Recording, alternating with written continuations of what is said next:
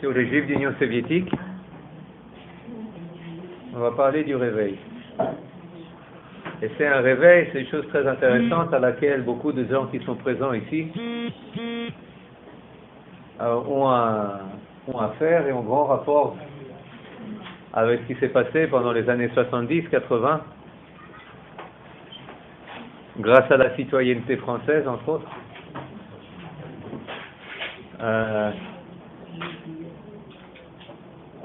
Mais pour faire le lien avec là où on s'est arrêté la dernière fois, eh bien, on s'est arrêté à une quasi-extinction de cette véritable empire juif de la zone de résidence qui, début des années 50, était à 2 pas de l'extinction, de l'extermination, de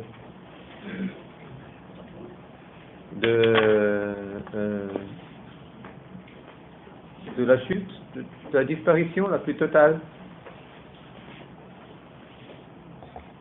avec l'affaire des blouses blanches, et puis les années 50, même après ensuite la fin du tyran, la fin de ce Amalek des temps modernes.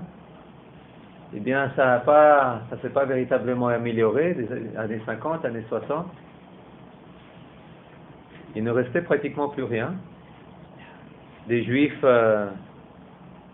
de l'Union soviétique. Et c'est pour ça que, au début des années 60, quand ça commence un peu à revivre, c'est de l'ordre du miracle.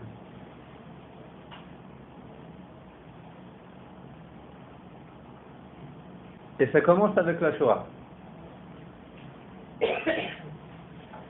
Une Shoah qui, comme on l'a dit, a commencé avec l'opération Barberousse, qui a commencé avec l'invasion de l'Union soviétique par les nazis, le 22 juin 1941, mais dont il était interdit de parler en Union soviétique après la victoire. C'est-à-dire que bien que les Juifs qui sont restés en vie en Union soviétique après cela, eh bien, toute leur famille qui n'a pas eu le temps de fuir et de se réfugier, que ce soit surtout dans les régions asiatiques, Kazakhstan, Ouzbékistan, Tachkent, Alma-Ata et ailleurs, eh bien, toute leur famille qui n'a pas eu le temps de fuir, la majorité n'est pas restée en vie. Eh bien, on n'avait pas le droit de se rappeler de cela. Bon, il faut savoir qu'aussi la mémoire de la Shoah, même en Occident, c'était pas une chose très répandue, même pas répandue du tout. Mais en Union soviétique, il y avait les victimes soviétiques. Il y en avait plus de 20 millions. L'Union soviétique se présentait comme le véritable vainqueur pas de la Seconde Guerre mondiale. C'est pas comme ça qu'elle était appelée en Union soviétique. C'était la grande guerre patriotique, la grande guerre pour la patrie. C'est comme ça qu'elle était appelée. Великая Отечественная война. On ne connaissait pas la Seconde Guerre mondiale. La date de la victoire était fêtée un autre jour, et les Juifs, ben oui, ils étaient, en tant que citoyens soviétiques, ils faisaient partie de la victoire. Ils ont aussi payé leur prix en tant que citoyens soviétiques.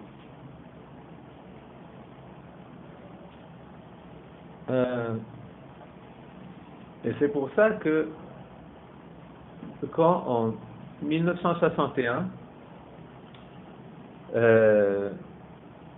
un poète russe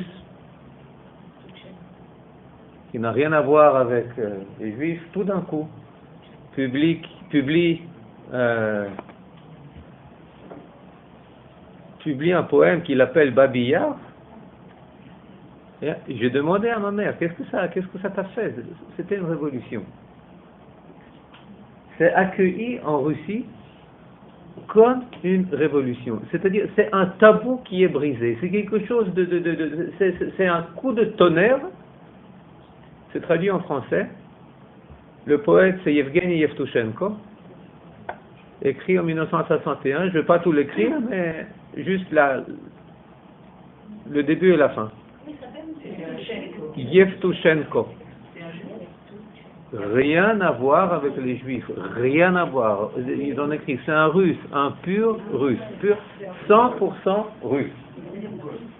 100% russe, goy, d'origine russe, de nature goy.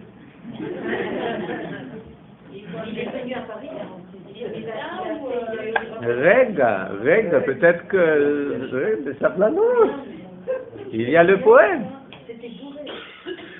Babiyar, tout le monde connaît Babiyar? Tout le monde connaît Yom Kippour, 1941, 31 000 juifs, le premier, se font tuer à Babiyar. Et ensuite, ça continue. Les juifs de Kiev, Babiyar, c'est à Kiev. Aujourd'hui, c'est un quartier de Kiev.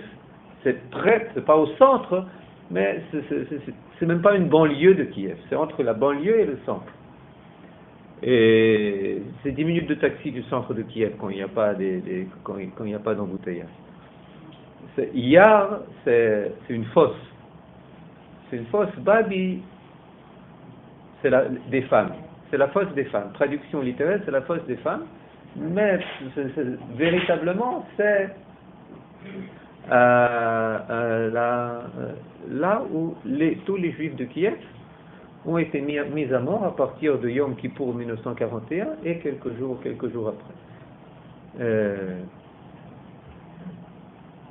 Et c'est comme ça que commence ce poème. Point de stèle funéraire en mémorial de Babiyar.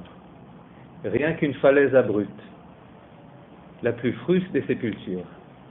Et m'y voici épouvanté. Je me découvre aussi vieux aujourd'hui que la race entière du peuple juif.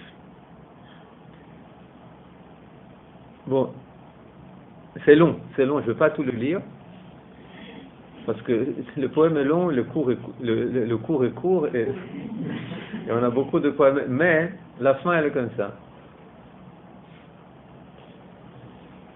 Pas une fibre de mon corps ne pourra l'oublier. Puisse l'international n'être plus entonné ni célébré, que lorsque pour toujours sera enfoui sous terre et oublié le dernier des antisémites ayant pu se trouver au monde. Il n'est pas dans mon sang la moindre goutte de sang juif, mais tel je suis un juif aux yeux des antisémites, qui me haïssent dans leur passion destructrice. Et c'est ainsi que je me prétends être un véritable russe.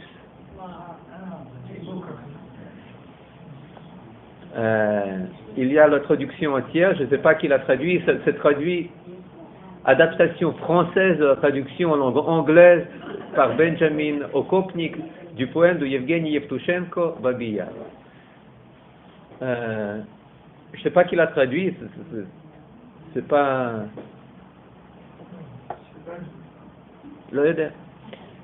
Peu importe, mais pourquoi est-ce que ce poème fait si forte impression, fait de révolution, de tonnerre, de quelque chose d'éclair c'est la première fois qu'en Union soviétique, d'après-guerre, on parle d'antisémitisme et de juifs. Comment il a pu publier?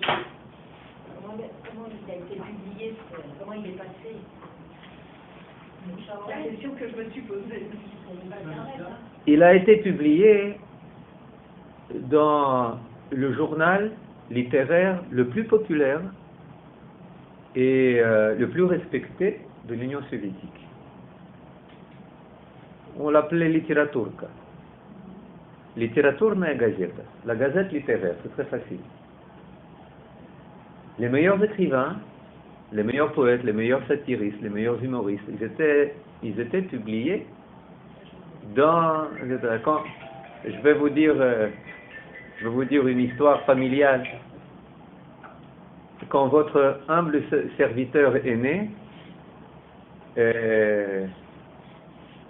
mon père, c'était en été, mon père qui était assez jeune, mais qui était déjà un écrivain assez, qui commençait, c'est pas ses premiers, mais ses seconds pas dans l'art littéraire, eh bien, s'est entendu dire par mon grand-père ou par grand-mère, etc., il s'est entendu dire quelque chose comme Mazal Tov. En russe, parce qu'on parle pas, Mazal Tov, Pozdravляю. Il savait quand même que ma mère était enceinte, qu'elle était déjà au 9e mois, mais quand il s'est entendu dire Mazal Tov, alors qu'est-ce qu'il dit? Ah, on m'a publié dans la Gazette littéraire.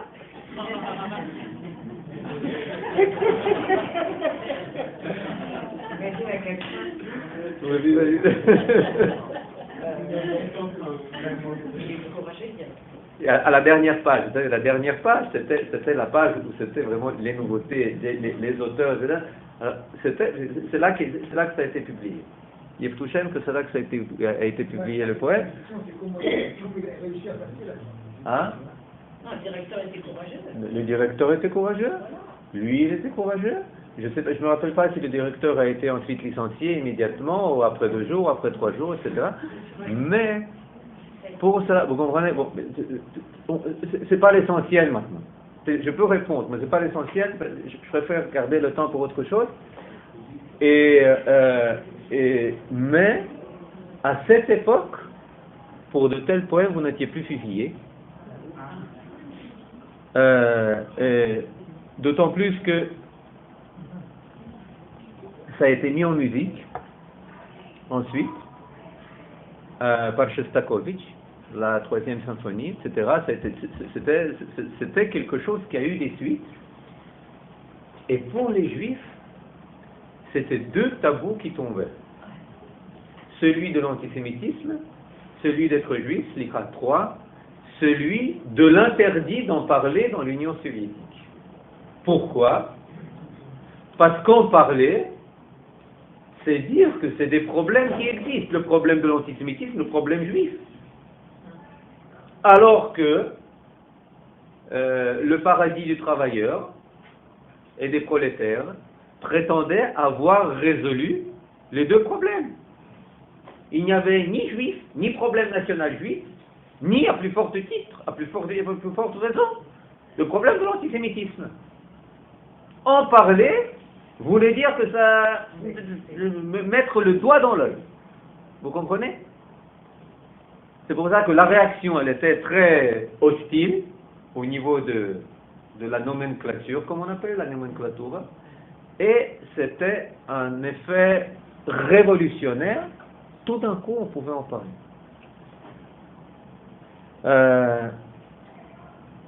Hier, c'est le jour de la libération de Yosef Mendelevitch. 1981, après 11 années passées au Goulag, il a été libéré. Je voudrais vous le citer.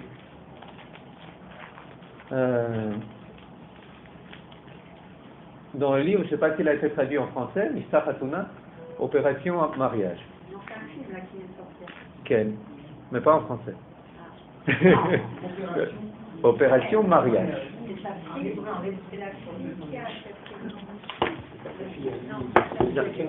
Sa femme est francophone. Cathy Mendelevitch, vous la connaissez, j'imagine. Je veux demander un autographe.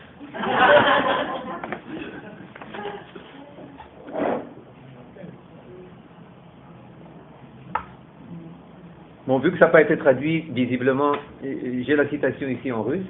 Vous allez devoir souffrir la traduction simultanée.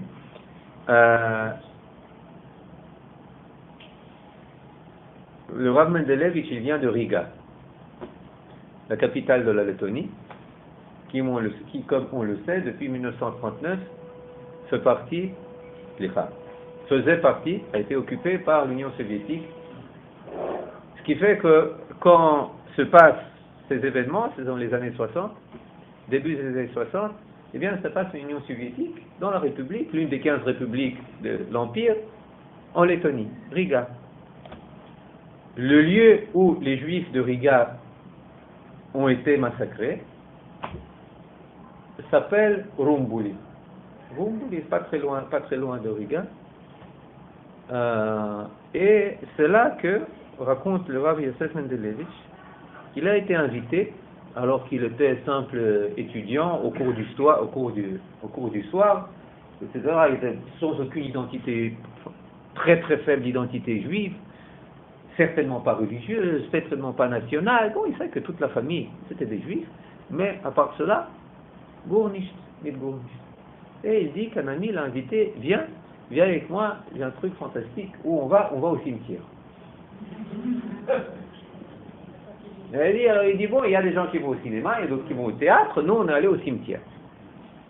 Bon, comment j'y arrive? Tu prends le bus, tu vas jusqu'à la dernière station, tu descends, là-bas, tu vas voir. Donc, il prend le bus, il va jusqu'à la dernière station, il arrive dans un kolkhoz, c'est une zone rurale, très loin de la ville, apparemment. Il voit personne. Et tout d'un coup, il dit peut-être qu'il s'est trompé. Peut-être qu'il s'est trompé. Son père l'a averti, n'y va pas, c'est dangereux, ça va te boucher pratiquement toutes les facultés universitaires, tu vas devoir te contenter d'un menu travail, etc. Pourquoi? Parce que tu vas être identifié avec ces sionistes nationaux, enfin pas sionistes, ces juifs qui se sentent pas suffisamment citoyens soviétiques, etc. Bon, il y va, il découvre, et tout d'un coup, ils se sont perdus, et puis il voit des gens qui sont habillés comme des citoyens, etc., comme des citadins, dans les citadins, et tout d'un coup, il découvre, effectivement, c'est des juifs où ils vont, on voit pas de cimetière, mais on voit une fosse.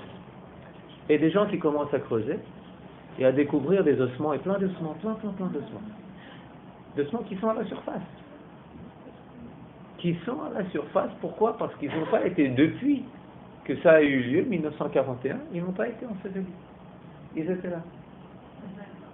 Ils étaient là. Bon, il y a de l'herbe, il y a des arbres, il y a des laitons qui viennent faire de la moto, mais d'autres qui viennent chercher des dents avec de l'or, etc. Mais parce que c'est connu ce qui s'est passé là-bas, c'est des dizaines et des dizaines de milliers de personnes. Riga, quand même, c'était une ville d'importance, juive. Alors il vient là-bas, et puis il comprend que commence à creuser, il commence à ensevelir. Et à Hanouka de 64, je crois 64, oui, ou un peu plus tard. Non, c'est un peu plus tard.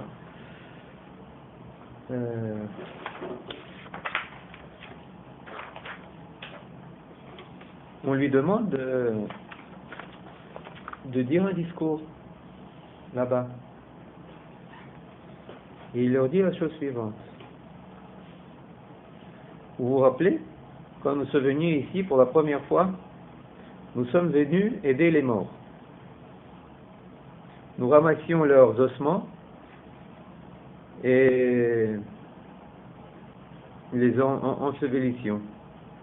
Mais maintenant, nous pouvons comprendre que ces ossements, c'était nous. Véritablement, les ossements, c'était nous. Ce n'est que grâce aux morts que nous avons acquis le sens à notre vie. Maintenant, nous savons que nous appartenons à un grand peuple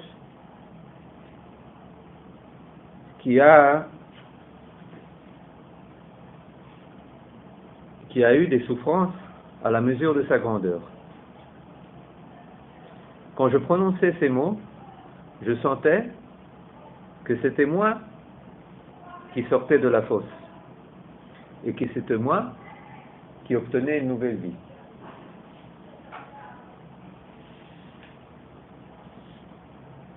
Vous entendez ce que ces morts soufflent à nos oreilles? Ils nous disent: Chaverim, apprenez la leçon de notre tragédie. Ne restez pas dans la galoute. Rentrez à la patrie. Lech lecha.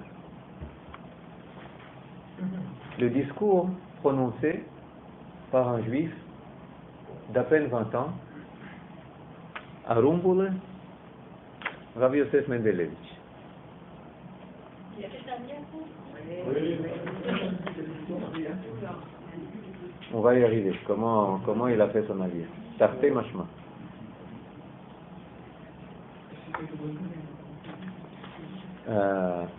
Si vous voulez, vous pouvez l'inviter. Non, véritablement. Je vous donne son numéro. Vous m'invitez, une histoire fantastique. En hébreu. Non, ou bien qu'il parle, il a un interprète, sa femme. En hébreu. Je pense que véritablement ça. Maintenant,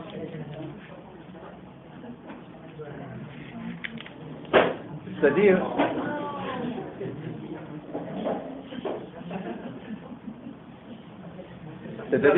là, vous comprenez, pardon?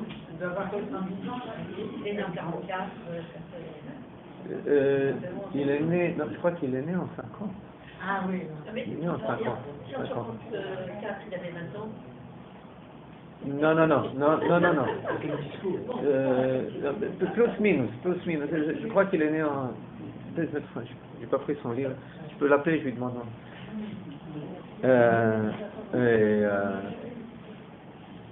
Ce qui fait qu'on voit que la Shoah, pour les Juifs de l'Union soviétique, a joué un rôle très intéressant. C'était pas une donnée historique. C'était une mémoire à conquérir. C'était le lieu d'un des combats pour la renaissance, la reconquête de l'identité juive. C'était pas seulement une occasion, un lieu de recueillement, mais véritablement de découverte de son identité. C'est pas une donnée passive, c'était une donnée très active. La Shoah n'était pas quelque chose. Moi, j'ai appris la Shoah seulement quand on a quitté l'Union soviétique en 1979. J'avais 9 ans. Mais mes parents, c'est devenu. Quand je dis qu'en 62, on a commencé à dire 61, c'était Yevtushenko, oui, c'était comme. Vous savez, c'est comme un éclair. Il éclaire tout et ensuite, c'est l'obscurité qui revient. Vous comprenez? C'est pour ça, c'est pas pour. Mais en France, on n'a pas étudié la Shoah à l'école. On n'en parlait pas, on parlait pas de Vichy, on parlait pas. Il y a aussi une chape de silence. J'ai vu au Maroc en 76 seulement.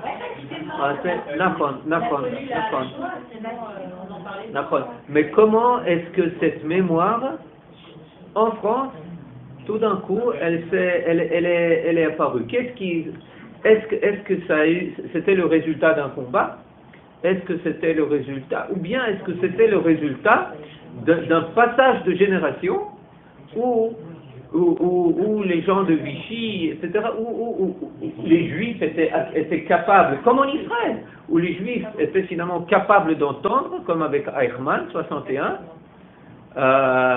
60, 61, 62, etc. Eichmann, c'était effectivement vous comprenez, et c'était un procès couvert aussi effectivement, mais c'était effectivement le point de tournant, il me semble, mais en Russie, mais il n'y avait pas véritablement, c'était un malaise, il me semble, d'après ce que je sais, corrigez-moi si je me trompe. C'était quelque chose dont personne véritablement ne voulait trop parler. Les Juifs n'étaient pas prêts, les autres ne voulaient pas, ils sont peut-être coupables, culpabilisation, etc., Mais il n'y avait pas véritablement d'interdit. C'était un état d'âme, c'était pas un état politique, idéologique, juridique. Vous comprenez? En Union soviétique, c'était un interdit. Lorsque vous voyez les stèles, les monuments au Babi-Yar qui date des années 60, à Babi-Yar, il y avait quelque chose, ça commence en 62. En 62, qu'est-ce que vous trouvez là-bas? vous trouvez là-bas, ici ont été mis à mort tant et tant de citoyens soviétiques. Maintenant, comment est-ce que vous apprenez que c'est aussi des juifs? Parce que c'est écrit en 3 langues. C'est écrit en russe, c'est écrit en ukrainien, c'est écrit en yiddish. C'est la seule insinuation qui vous laisse deviner que ce qui se cache derrière ce monument avec le, comment on appelle ça, la faucille et le marteau. Vous comprenez? Et c'est là-bas que ça commence. 64, c'est déjà des juifs et des intellectuels non juifs qui se rassemblent à Yom Kippour, à Babi Yar.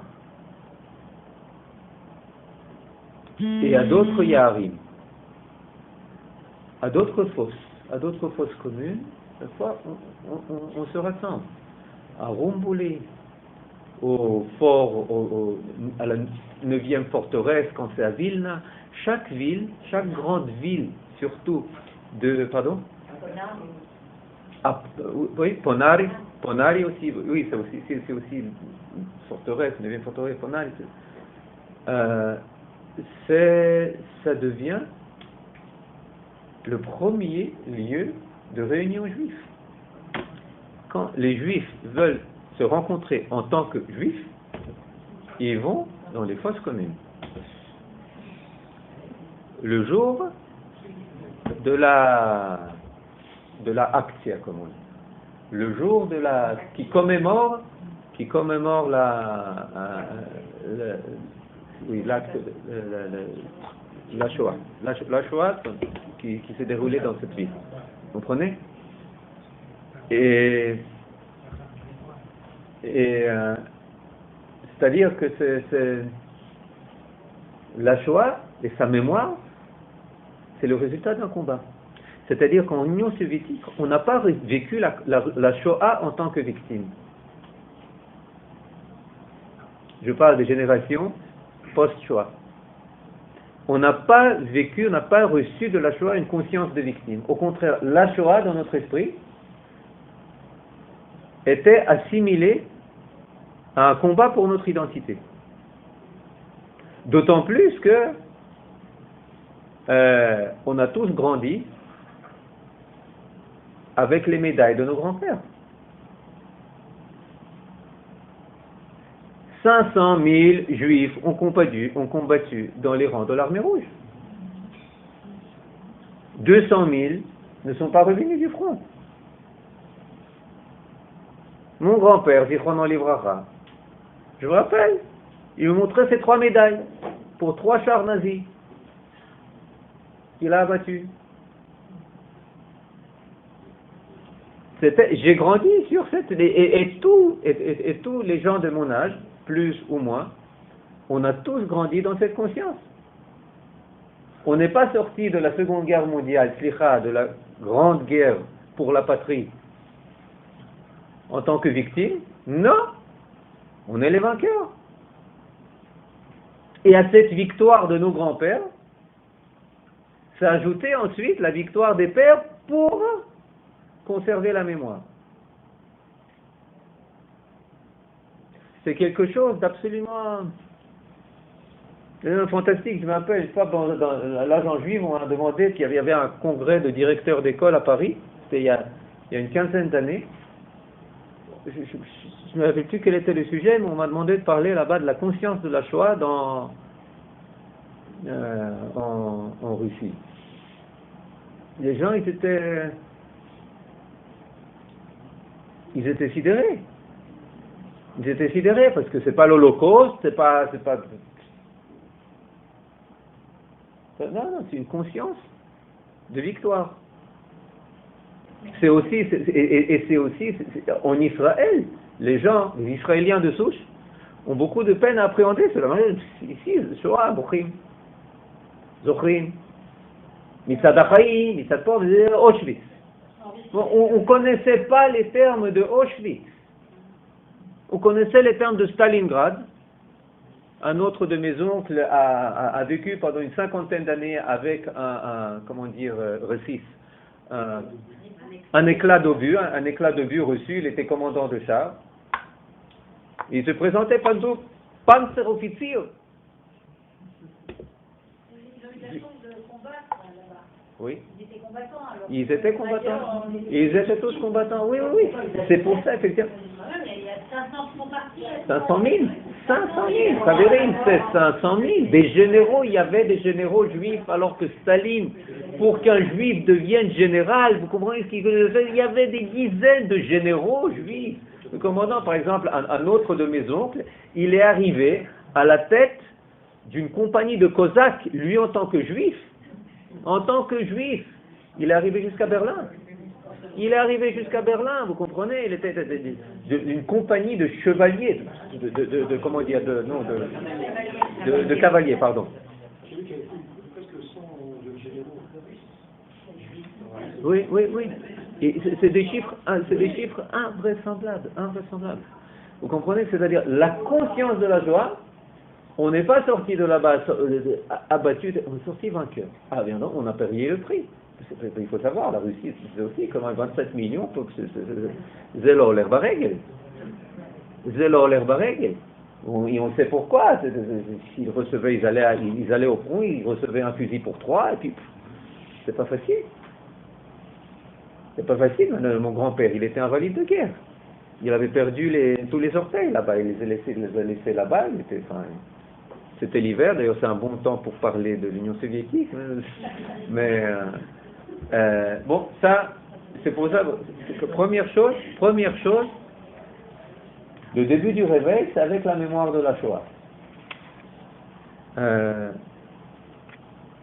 Deuxième chose, c'est plus proche, c'est la guerre des 6 jours.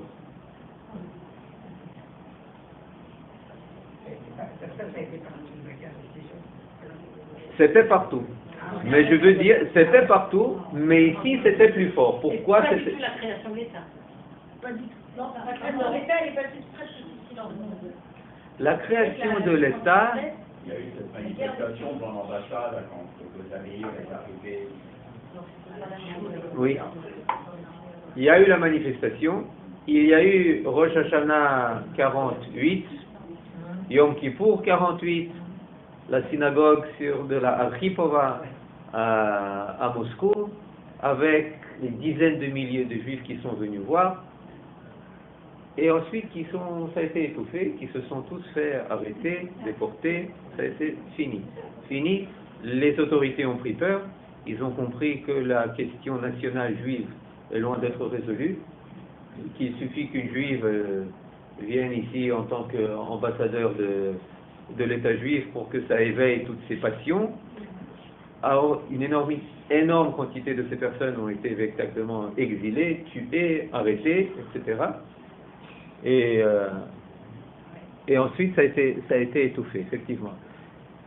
Et même s'il y avait les relations diplomatiques entre l'Union soviétique et Israël, jusqu'en 1967, à part une brèche, il y avait les relations diplomatiques, ensuite elles ont été brisées après la guerre des 6 jours, en 1967. L'État d'Israël était quelque chose de très lointain, on n'avait pas le droit d'immigrer, bien entendu, on n'avait pas le droit de faire l'aliyah, on n'avait pas le droit de contact, absolument, ceux qui pouvaient faire leur aliyah, ça se comptait par... C'était des chiffres ridicules, c'était des chiffres absolument ridicules. Tout cela change en 67. Et de manière beaucoup plus forte qu'en France, qu'aux États-Unis, qu'au Mexique, que partout ailleurs. Pourquoi? Parce que partout ailleurs, vous aviez le droit. Vous pouviez percevoir Israël comme une donnée humanitaire, comme quelque chose à laquelle vous étiez plus ou moins proche ou indifférent. Mais si vous vouliez faire votre aliyah, vous y allez. Si vous voulez aller en programme, vous y allez. C'est quelque chose qui existe. Cela existe. C'est pas interdit. Si c'était interdit en Afrique du Nord. On n'avait pas le droit de en Afrique du Nord. En Afrique, nakon, slicha, à part l'Afrique du Nord, effectivement. Mais je m'excuse, si je ne me trompe pas, la grande aliyah du Maroc, Elle précède, c'est 62, c'est 65, ensuite c'est 62, ensuite Ma'apilei Egoz, c'est 61, 62. Oui, c'est pas 67, c'est pas 67, ça précède, ça avance 67, vous comprenez? Irak, Égypte, Syrie, bon, c'est tout avant. C'est tout avant. Maintenant, avec l'Union soviétique, en 67, jusque 67, être juif, dans le meilleur des cas, c'est Sarachka et Sroulik. Sarachka et Sroulik, c'est péjoratif pour la femme. Ma mère me disait, on m'appelait Sarachka. Sarachka, Sarah Aksana. Mais Sarah dit, on te sait, on te connaît. Mais qui, tu es une sale juive? C'est un péjoratif, c'est bien entendu. Les juifs, c'est risible. Les juifs, c'est ridicule. Les juifs, c'est méprisable. Le juif, c'est... Vous comprenez, quand vous êtes là, et puis vous avez 7 ans, vous entrez en classe, première primaire, on demande profession de votre père-mère, où vous habitez, nationalité.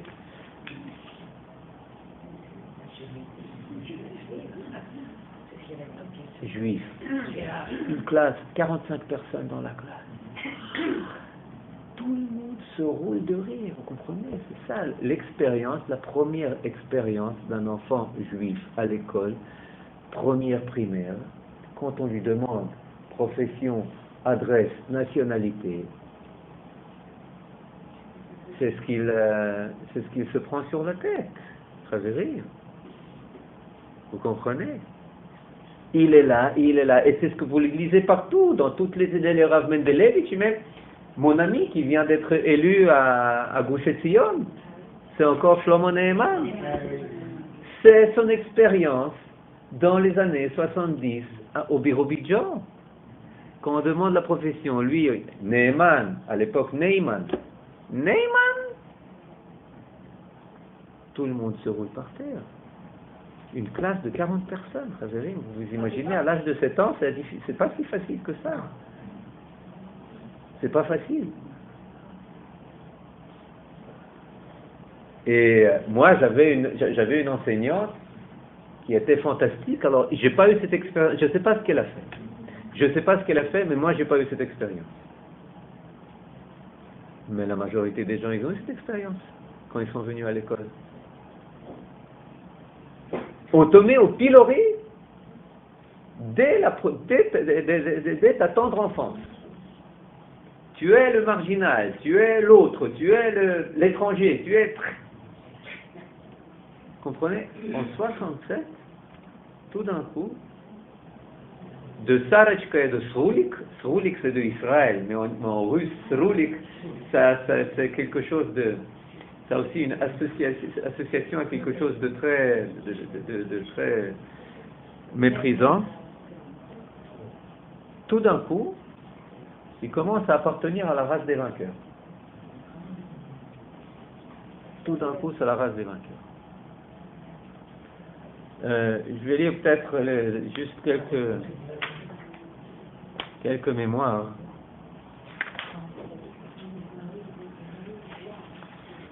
D'une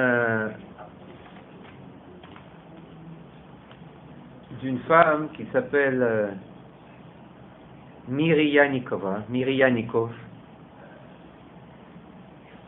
Et quand j'avais 9 ans, j'ai appris que ma maison véritable ne se trouvait pas là où j'habitais. En juin 67, quand ma grand-mère m'a mené dans une chambre protégée et s'assurant que personne ne nous entend, et me faisant donner le serment que je ne raconterai rien de notre discussion, même pas à mes parents, même pas ni à papa ni à maman, m'a raconté une chose fantastique. Juin 67. Quelque part, très loin,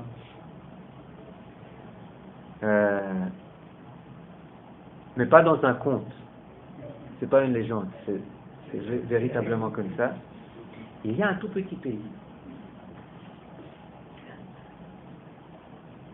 qui a été l'objet sur lequel, qui a été attaqué il y a quelques semaines, de tous ses côtés, de tous les côtés, par des ennemis très très cruels, qui dépassaient, qui étaient 100 fois plus nombreux que les habitants de cet État. Mais l'armée de cet État, qui avait dotée d'une force fantastique, dénuée de toute chance de victoire, les a pulvérisés. Voilà. Le conte que j'ai entendu était fantastique. Mais la plus grande nouveauté m'attendait encore. Et ma grand-mère, continuant, me dit, tu sais, ce pays minuscule qui a fait un miracle, c'est ta maison.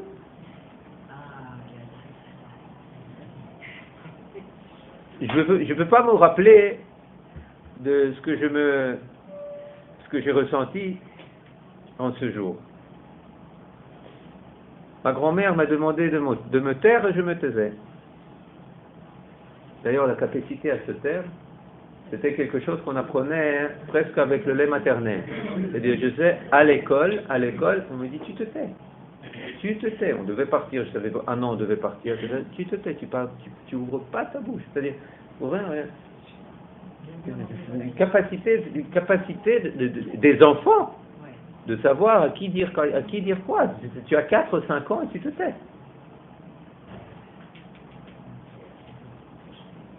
Est-ce que j'étais empli de reconnaissance pour ce conte à ma grand-mère? Je ne sais pas, parce que immédiatement, sur le champ, ma grand-mère m'a dit, mais tu sais, ce pays, tu ne peux pas t'y rendre. Il t'est fermé. Il est le tien, mais il est fermé. Et c'est ainsi que ce pays est devenu, à mes yeux, un pays de contes, un pays légendaire. J'étais fier d'appartenir à ce clan de héros, à ce Shevet, comment on dit Shevet, non? À cette tribu d'héros. Depuis ce jour, aucun antisémite ne pouvait m'atteindre. Jusque-là, quand les enfants dans la cour me traitaient de sale juive, je ne réagissais pas, parce que je ne savais pas ce que c'était. Mais depuis ce moment, depuis ce jour, en réponse à cette atteinte, la seule chose que je faisais, c'est relever mon nez. Vous comprenez? C'est-à-dire, il y a, à partir de 67, il y a une révolution de conscience dans les esprits des Juifs. On cesse d'être des serpillères et on commence, même aux yeux des goïms, à être des vainqueurs. Pourquoi? Pas seulement des vainqueurs qui ont vaincu les Arabes. Vous savez qui on a vaincu? En Russie, on le savait très bien. Qui? On a vaincu l'Union soviétique. Parce que ceux qui combattaient véritablement pour les Arabes, et pas seulement livraient les armes et les entraîneurs, c'était des Russes. Alors comment toute cette information est arrivée en Russie? Comment l'information est rentrée? Il y avait mon grand-père, j'avais dit, il s'enfermait dans les toilettes. Il s'enfermait dans les toilettes, et tout d'un coup des toilettes, j'entendais. Non, c'était pas l'eau, c'était la radio. C'était la radio, énorme machine, c'était la Voice of America. C'était la Voice of America qui essayait de capter la Voice of America. Et tout c'était comme ça. L'Union soviétique investissait des milliards de roubles uniquement pour empêcher, pour essayer, pour brouiller. pour brouiller les radios qui venaient de Munich, Voice of Freedom, ou des États-Unis, Voice of America, etc. Rien que ils ne réussissaient jamais. Ou Kol Israël, ils ne parvenaient pas. C'est-à-dire que, bien sûr qu'on savait. Bien sûr qu'on savait, et c'est là véritablement que commence le tournant. Que commence le tournant, et c'est à tous les niveaux. On m'a raconté que au mariage, j'allais dire, je me rappelle, non, au mariage de mes parents,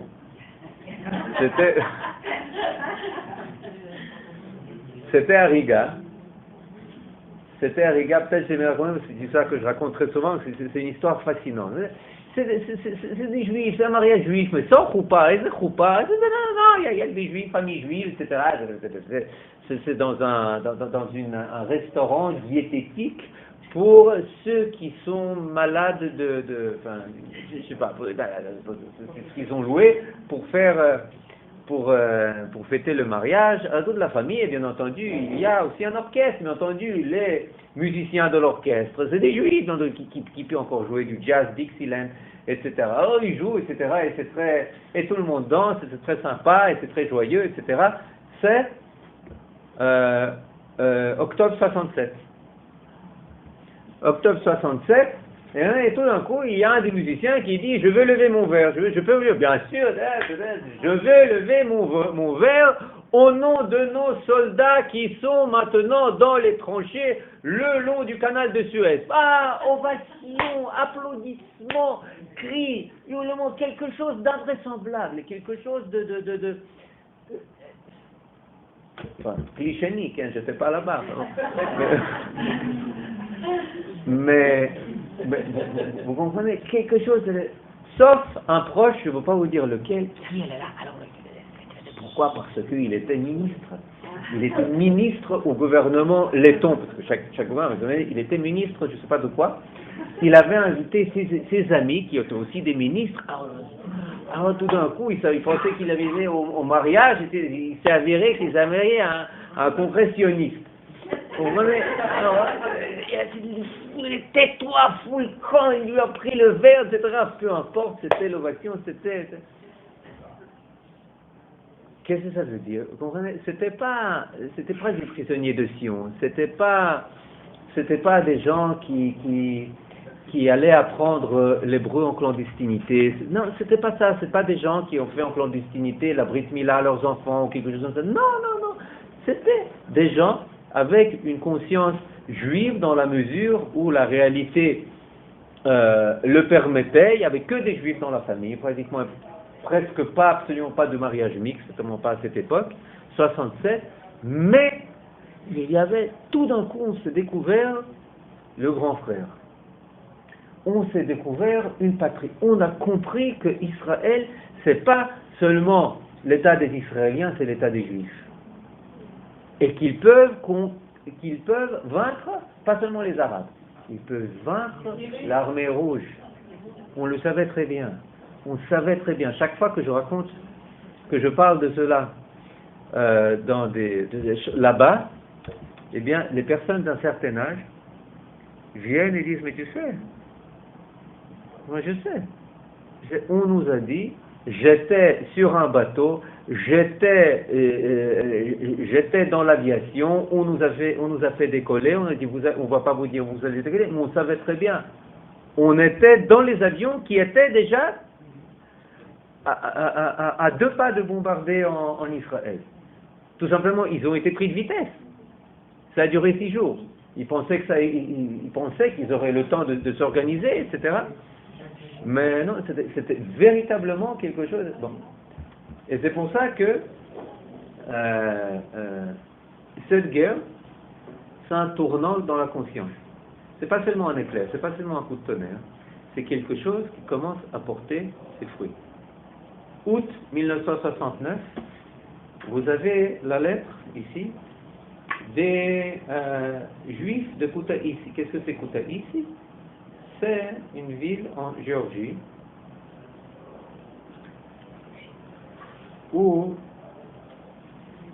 voilà, vous avez ici la lettre, elle est en original, vous pouvez faire passer. Et là vous avez Golda Meir qui, quelques mois après, lorsqu'elle, après la mort de Lévi Eshkol, elle devient Premier ministre, l'un de ses premiers discours à la Knesset, si je ne me trompe pas, c'est le premier discours à la Knesset, eh bien, c'est celui où elle parle de cette lettre des 18 juifs de Géorgie, de Koutaïssi, où, qu'est-ce qu'ils disent? Ils s'adressent, où ils demandent le simple droit de se réunir avec leur famille en Israël, avec leurs frères. 69, août 69. Géorgie, c'était une région. Pardon? Shlomo Neyman. Non, c'est un truc qu'on a. Oui, on a fait un camp d'été en Géorgie. Alors on a publié pour tous les camps qu'on organise, on publie un livre. Alors bon, il y a un truc. Non, mais c'est pas ça qu'il faut montrer. Hein?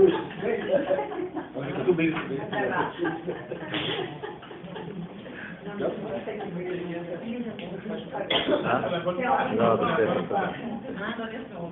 Ils sont toujours vivants, les 18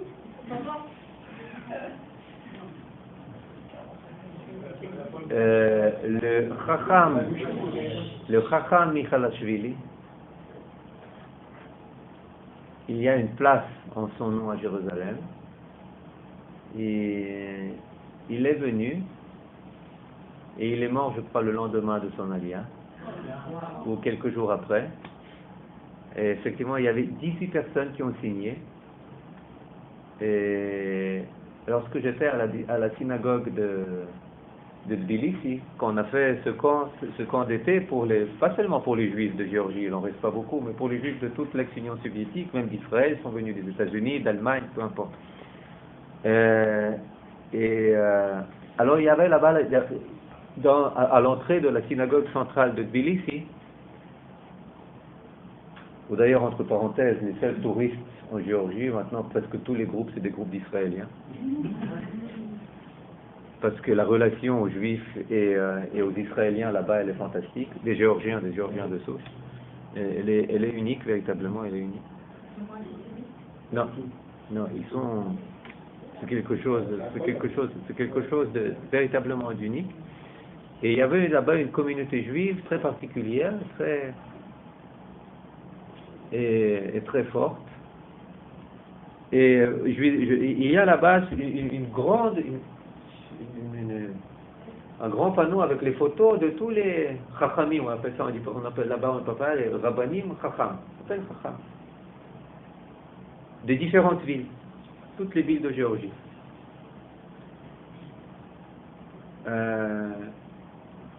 Et je lui demande au Gabay, je lui demande, mais montre-moi, je sais que parmi les signataires, il y avait des gens de Koutaïssi, il y avait des gens de Achal Tzrichi, il y avait des gens de Tbilissi. Montre-moi ceux qui ont signé et qui étaient originaires de Tbilissi.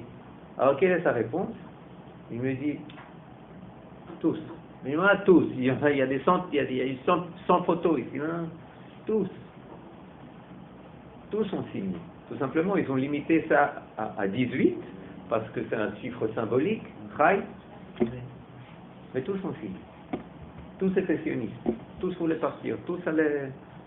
Effectivement, c'était une communauté. Donc, dès qu'ils ont pu, l'écrasante majorité sont venus. Ils ne sont pas allés ailleurs. Ils sont venus ici.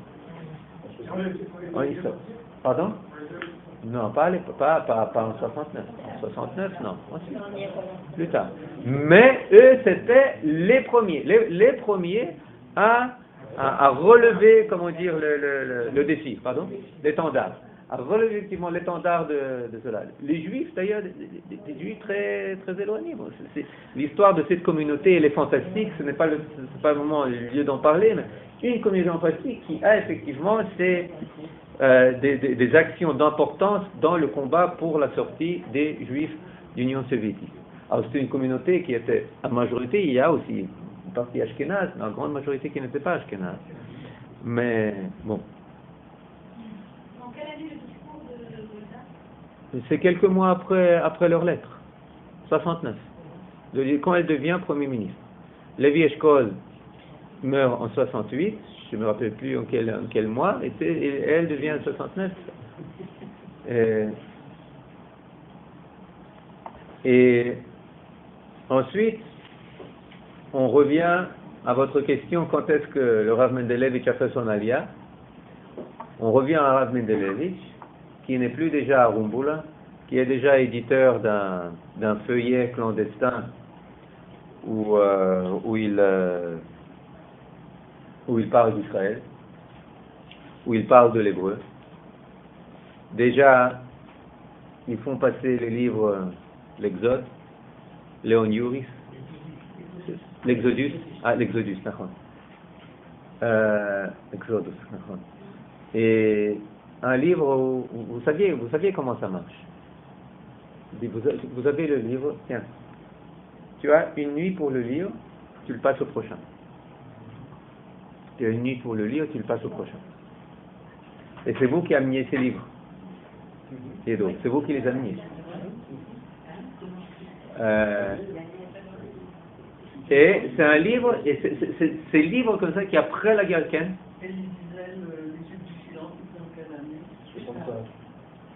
1965. 65, 64, Ce qu'il a écrit, oui. Parce que jusqu'en 67, effectivement, c'était les Juifs du silence.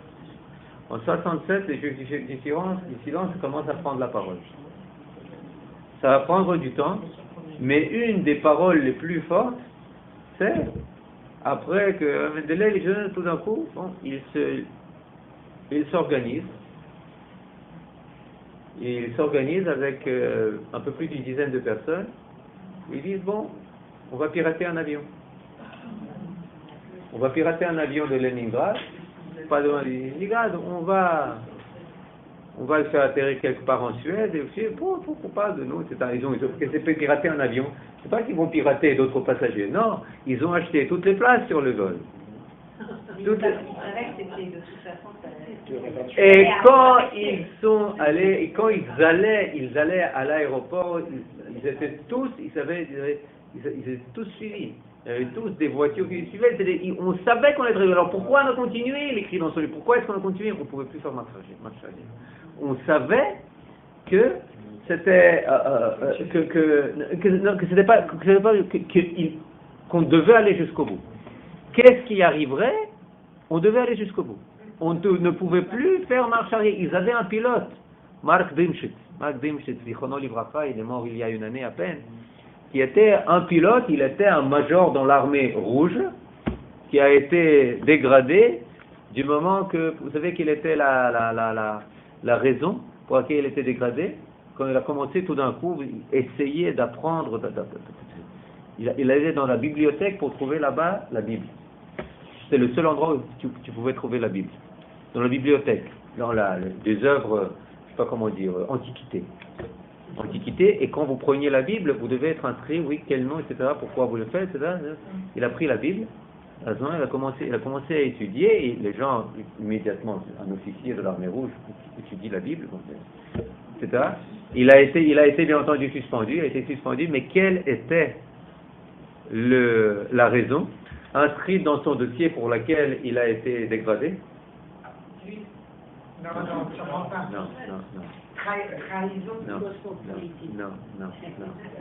Non. C'était quelque chose de très vrai. Incompétent. Non. Ils ont écrit 3 mots. Ils cherchent la vérité. Ils cherchent la vérité, donc il faut l'envoyer à l'asile psychiatrique. Quelqu'un qui cherche. On n'a pas le droit de chercher la vérité. Quelqu'un qui cherche. La vérité, elle est là, tu la cherches. Bon, c'est comme si moi, j'ai ici un verre de thé, il cherche le verre de thé, mais il est là. Tu veux chercher la vérité alors que la Pravda, vérité, te l'annonce chaque jour à nouveau, mais tu es fou. Comprenez? C'est comme que quelqu'un de marié, il cherche sa femme. Non, mais elle est à côté. Il cherche sa face. C'est comme ça, c'est comme ça qu'il faut le comprendre là-bas. Il cherche la vérité. faut être fou pour chercher la vérité. Et la tentative échoue. Et les Russes, au lieu de passer tout cela en silence, ils en font un procès, le procès de Leningrad. Le procès des pirateurs. C'est une opération qu'ils ont appelée Khatouna, mariage. Le procès, et Mendelevitch et Kuznetsov sont condamnés à mort. D'autres sont condamnés à perpétuité, travaux forcés, goulag, déportation, tout cela. Et tout d'un coup, il y a les Américains qui téléphonent et qui disent non mais ça va pas. Pourquoi? Parce qu'ils en ont eu vent. Les Russes, ils voulaient étouffer tout cela à l'intérieur, mais tout d'un coup, ça a été, oui, ça a été publié. Ça a été connu. Alors là, Brejnev, il appelle les chefs de la commission, etc. et dit, écoute, maintenant tu annules tout cela. C'est-à-dire, tu peux plus annuler, mais tu dois, les peines de mort, ça passe pas. La peine de mort, pardon? Tu dois commuer, tu dois tout commuer. Et c'est là qu'on commence à comprendre, et c'est là qu'on commence à parler des prisonniers de Sion. C'est pas seulement des dissidents, mais effectivement des prisonniers de Sion. C'est là que Israël devient tout d'un coup le plus grand ennemi du socialisme. Vous pouvez pas comprendre à quel niveau. Je suis monté dans la bibliothèque de mes parents, à Eldad, les archives pour voir les journaux, le Leningrad du soir des années 70. Вечерний Leningrad. Hein? Non, mais quelque chose. C'est Leningrad. J'ouvre, première page. La production des semelles, première page, article, véritablement, en première page, à la une, la production des semelles de l'année 60, je ne sais pas trop quoi, a dépassé de tant et tant de pourcents les objectifs inscrits dans le 15 plan quinquennal. L'autre chose, tu vois un grand, comment on appelle ça, machine qui récolte le blé, comment? Une moissonneuse avec la même annonce au sujet de la récolte de blé, etc. Et le quart de la page, un quart de la page, c'est sur l'agression sioniste au Moyen-Orient. Il n'y a pas de guerre, ce n'est pas le Mifta Ben Entebbe, ce n'est pas le Mifta Litani, ce n'est pas le Mifta Sabena, ce n'est rien du tout. C'est une routine. C'est une routine. Il y a le plan quinquennal, il y a les semelles, il y a la moissonneuse, il y a l'agression sioniste. Pratiquement tous les jours. Les best-sellers, l'ennemi sioniste, traduits en des dizaines de langues, toutes les langues de toutes les 15 républiques et les autres. Le sionisme, qui est-ce qui fait passer la résolution en 75 de sionisme comme forme de racisme? C'est l'Union soviétique, c'est l'Union soviétique. Qu'est-ce qui fait adopter le problème palestinien? Qu'est-ce qui le force? C'est l'Union soviétique. L'autodétermination pour les Palestiniens, c'est une invention soviétique. Et Ceausescu aussi, et roumaine, roumano-soviétique. C'est de là-bas que c'est venu. Tout ce changement de discours, toute cette stratégie nouvelle, c'est venu de là-bas. Ensuite, l'Européen l'a adopté, et ensuite, Obama l'a adopté. Et après, nous l'avons adopté. Et après, mais vous comprenez, mais c'est un lavage de cerveau, des maîtres en lavage de cerveau. Ça a commencé à Moscou, Khaverim, il faut savoir. Vous comprenez, c'est quelque chose, c'est ça. Mais pour ce qui nous concerne, le réveil commence, la Aliyah commence. Les années 70, c'est déjà des centaines de milliers de juifs qui quittent l'Union soviétique. Et on les laisse. On était à l'OTAN en 1974, on voyait des juifs de Léningrad qui avaient avec toutes leurs affaires, des pianos, ils avaient avec Toutes leurs affaires, c'est les pianos. Ouais. Ils n'avaient pas mis des photos personne. C'est la seule chose qu'on leur avait pas laissé prendre, c'est leurs photos personne. Non, les Roumains. Ils avaient dit même que dans leur Mifal, on leur avait fait une fête. On leur souhaitait une bonne alliance et tout. Ça c'est rare. La sortie d'Égypte commence. Mais avec quand même les prisonniers de Sion qui sont en grand nombre. Pourquoi? Parce que vous pouvez sortir, vous pouvez pas apprendre l'hébreu, vous pouvez pas enseigner la Torah. Vous pouvez pas. Et pourquoi est-ce que le sionisme Israël devient l'ennemi numéro un? Pourquoi? Parce que c'est véritablement le sionisme, c'est ce qui révèle l'échec de toute l'entreprise soviétique. Si les Juifs veulent partir à la maison, ça veut dire que l'Union soviétique c'est pas leur maison. Ça veut dire qu'il y a des endroits qui sont mieux que l'Union soviétique. Vous comprenez? C'est partout pareil. Mais en Union soviétique, et ça... Quand Valls qui dit la France ne sera plus la France, Ce sont les Juifs. Oui. Non, mais là, c'est pas pareil. C'est pas pareil. L'idée, les dirigeants n'aimaient jamais que les Juifs quittent le pays. Même au Maroc, ils n'étaient pas d'accord. Mais là, c'est la Pravda. Et là, on ne peut pas comprendre comment est-ce qu'un État de 250 millions de personnes, de citoyens, peut prendre pour ennemi un État où il y a à peine 3 millions de personnes en Israël à l'époque. Vous comprenez, quelque chose de ridicule, quelque chose de risible presque. Pardon? Oui, un clou dans la chaussure. Parce qu'effectivement, le seul mouvement d'opposition organisé en Union soviétique, c'est le mouvement sioniste. Vous ne pouvez pas savoir à quel moment il est organisé, à quel point il est organisé. Il y a des livres qui sortent, qui continuent encore à sortir à ce mouvement. Les ulpanim, comment ils fonctionnent, partout, dans toutes les grandes villes, et pas seulement dans toutes les grandes villes. Et avec les ulpanim, comment est-ce que les juifs se rencontrent sans entrer dans les synagogues, à l'extérieur des synagogues, à Simchat Torah, avant tout à Simchat Torah, avant Yom Kippour, avant Rosh Hashanah, avant Pesach, avant tout à Simchat Torah. Des jardins d'enfants, ils ont fait des jardins d'enfants. Quel des Purim Spiel. Pourquoi Simchat Torah? זה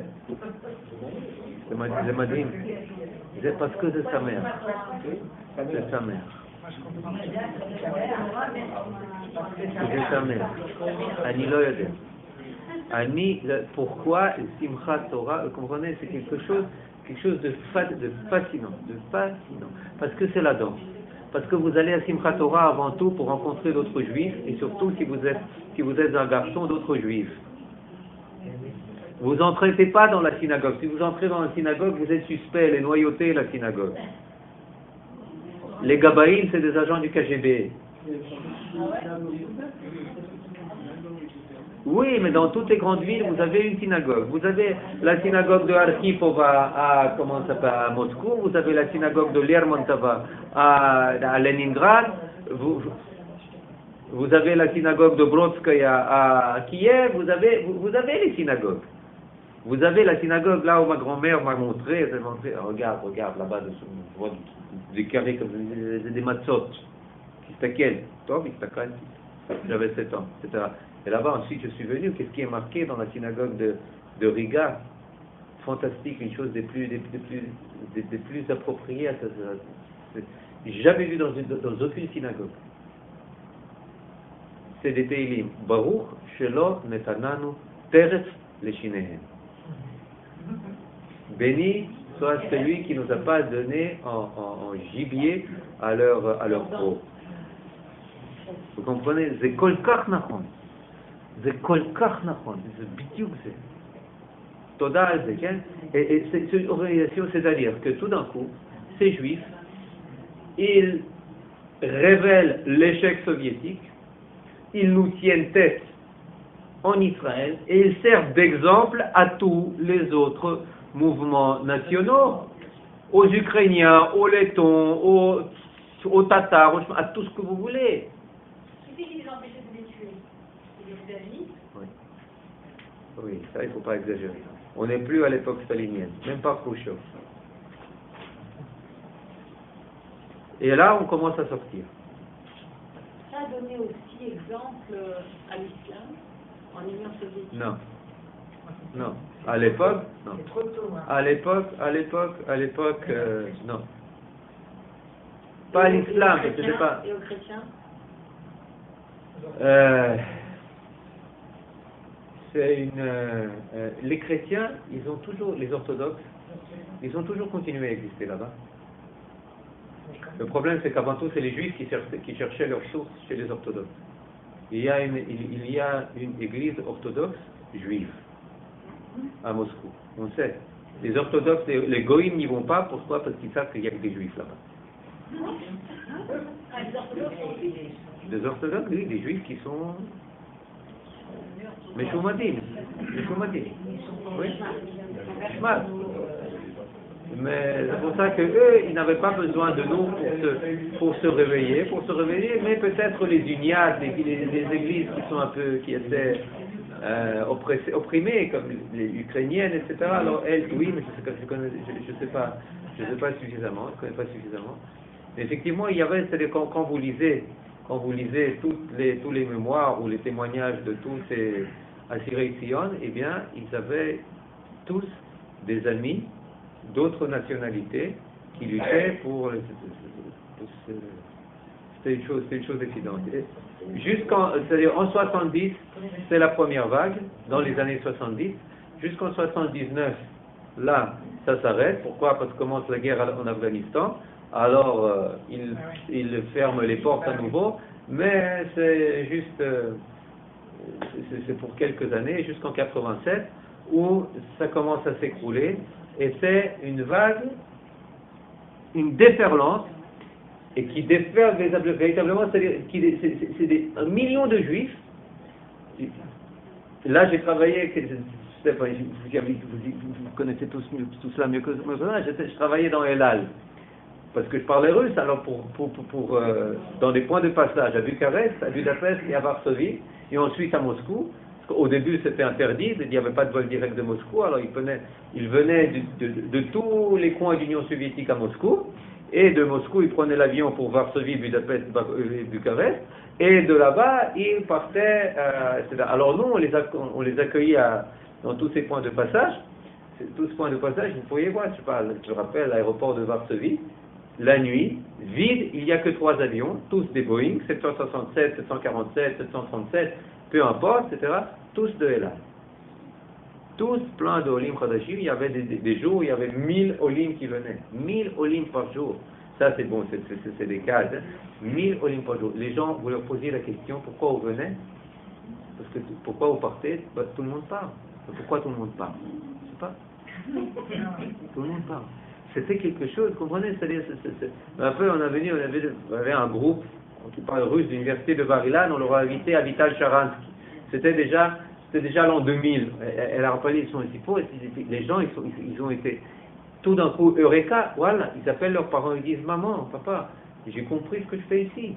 Mais dis-moi, ça fait 10 ans que tu as fait ton allié. Oui, mais c'est seulement maintenant que j'ai compris.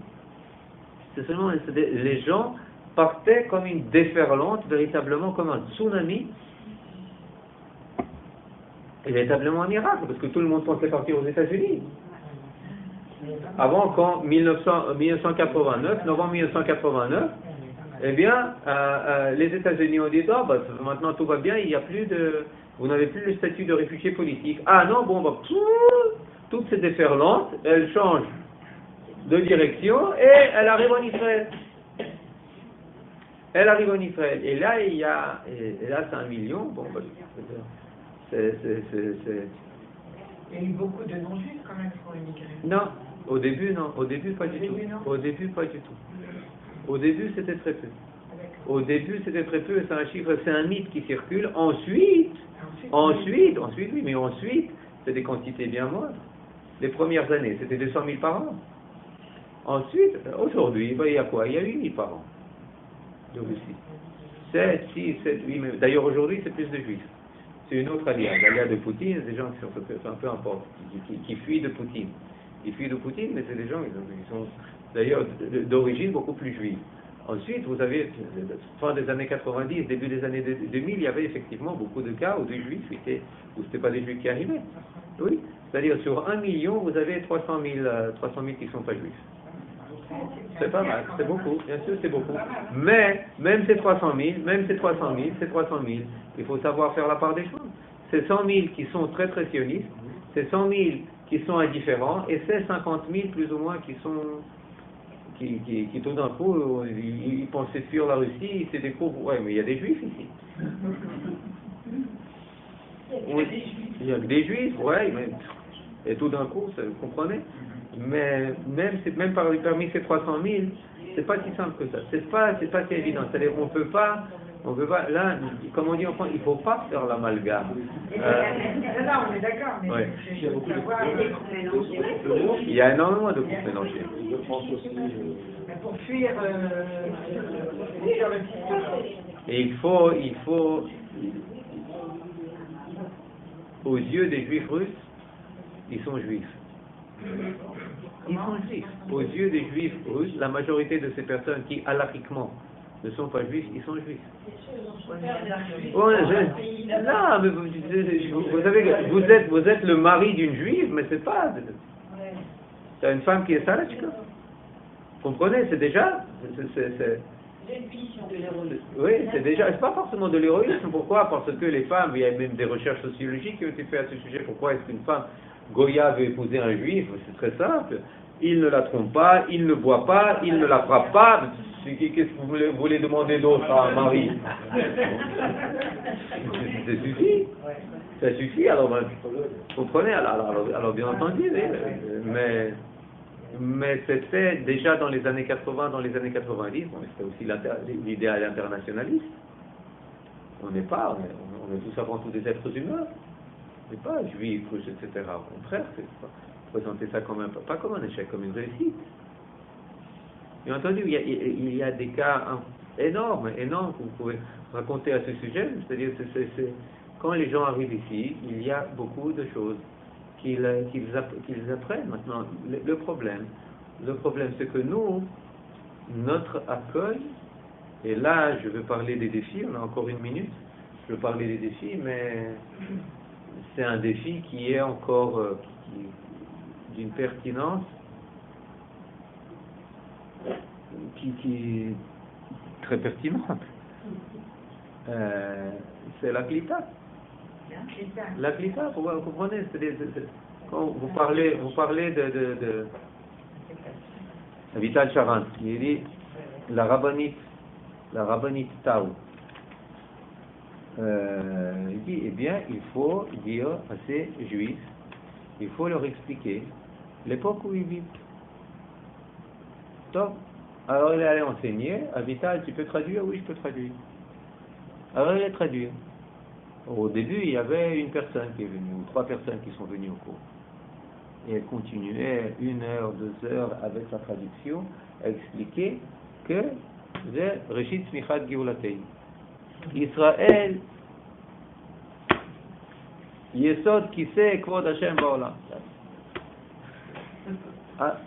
Alors il y a 3 personnes, ensuite 10, ensuite 50, ensuite 100, ensuite 200. Et ils sont là, et ils écoutent. Et pendant des heures, vous savez, vous écoutez les émissaires d'il y a 25 ans, ils vous parlent de groupes qui viennent les écouter pendant 6 heures, 7 heures. On était habitués avec le discours de Brejnev.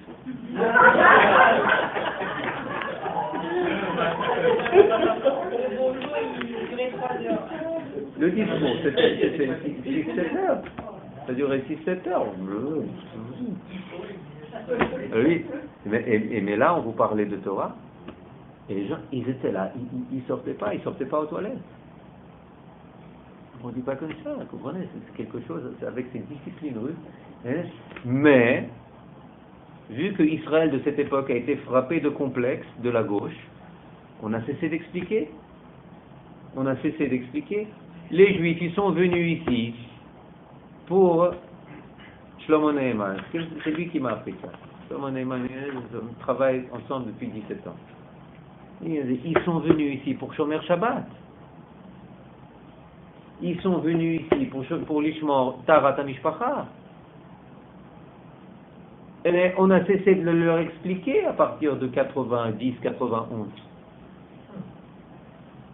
Avec Mapam qui est devenu Misrad Aklita. Il y avait à l'époque Mapam. Je connais très bien, je parlais, etc. Comment il s'appelait? Khazan.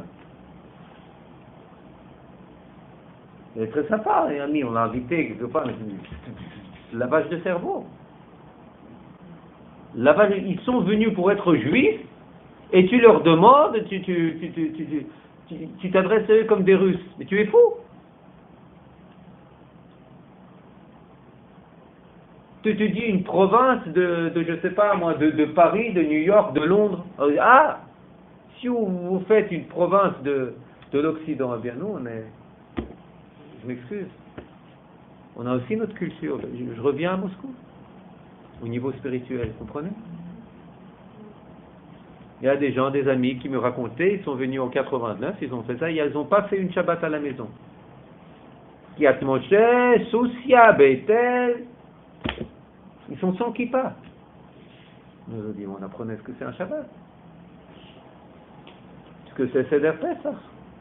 Vous ne pouvez pas expliquer ce que c'est Seder Pesach. Au Seder Pesach, le juif d'Union soviétique, il apprend ce que c'est qu'une famille. Une famille juive véritable. Alors on invitait. C'était frère, oui ou non? Et ensuite, avec les complexes de la gauche, on a cessé de faire ça. On a fractionné la société en secteurs, le secteur marocain, le secteur russe et marocain, ils sont très hostiles. Ils sont juifs. Ah mais non, quel juif, L'état de tous ces citoyens, mais il y a notre frère. Vous comprenez? On voit des profs de maths russes dans des écoles de Marocains, vous allez voir quels géonymes ils vont devenir les Marocains en maths. Non, je parle en connaissance de cause. Ça s'est passé à... Comment on appelle? Non, j'habite toujours le quartier à Jérusalem de Menachem, Machou, non? Kiat Menachem. Là-bas, dans l'école, ça a été donné à une enseignante, Irina, qui enseignait le maths à ses... Quand elle est venue, c'était des Marocains sauvages. Et ensuite, ils ont tellement bien appris les maths qu'ils sont venus prendre comme langue optionnelle, je veux apprendre le russe. Vous comprenez? Russe et marocain. Mais non, on est devenus, c'est des clivages. On apprend en sciences politiques. Non, en Israël, il y a une polarisation, il y a un conflit, une tension entre les différents secteurs, etc. Vous comprenez? Et c'est pour ça, et le fait de parler, de les séparer, mais il y a des juifs, il y a des non-juifs, etc., etc. Alors non, aujourd'hui, 30 ans après, bien entendu, exactement 30 ans après le début, 87, et 50 ans après le début, 67, effectivement, ça a commencé à se cristalliser. Maintenant, on veut leur inventer une mimouna qu'on appelle Novi God. Vous savez ce que c'est Novi God? Oui. Le nouvel an. On m'invente un Novi God, Toda Rabba, je ne savais pas. Novi God. C'est pas férié. Hein? C'est férié, mais ça n'a rien à... Enfin, peu importe, c'est ça que tu m'inventes. Novi God, maintenant, c'est la réinvention de la sectorialité russe, c'est le nouvel an. C'est le nouvel an. Ah, bien sûr, le nouvel an, mais ça n'a rien à voir avec la réalité d'ici, rien à voir avec le comment on appelle ça, le Sylvestre Marchement. Vous comprenez? Rien à voir. Rien à voir. Alors on essaye de me donner une couleur sectorielle par quelque chose d'artificiel qu'on essaye de faire revivre maintenant avec 30 ans de retard. Toda Rabba. Todaraba, alors quelque chose. Et pourquoi pas les magasins de jambon? Non, mais. Il y a déjà. Non, mais pourquoi ne pas en faire un étendard, vous comprenez? C'est-à-dire, on me choisit un étendard qu'on me présente comme rien à voir, mais ça, c'est le résultat d'une mélecture, d'une mécompréhension, d'une incompréhension véritablement. Alors, même aujourd'hui, 30 ans après, ce n'est pas perdu. Ce n'est pas perdu. Les juifs russes ne sont pas comment dire, ne sont pas hostiles, comment dire, c'est-à-dire, ils sont, si tu le leur donnes de manière fraternelle, profonde et véritable, je réponds? J'ai répondu. Ça marche, c'est très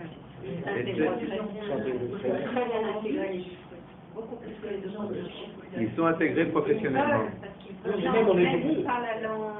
Ils sont en mode de langue, mais il y a encore beaucoup de choses à faire, au niveau. On peut dire, vous pouvez dire qu'en Israël, il y a beaucoup de secteurs qui sont désintégrés. D'accord, je suis d'accord, mais il y a encore beaucoup de choses à faire véritablement à ce niveau pour lesquelles il faut mobiliser, ne serait-ce qu'au niveau des Guillorim, ne serait-ce qu'au niveau des Mishpachot Me'amtzot, ne serait-ce qu'au niveau de Seder Pesach, etc. Pardon? Au niveau des éducateurs. Au niveau, oui. Effectivement, il y a encore beaucoup de choses à faire, mais tout cela doit être fait en comprenant la nature absolument miraculeuse de ce qui s'est passé. Miraculeuse. Des gens qui hier ne pensaient pas encore sortir, tout d'un coup, ils se trouvent dans la marée d'un million de personnes. Pourquoi?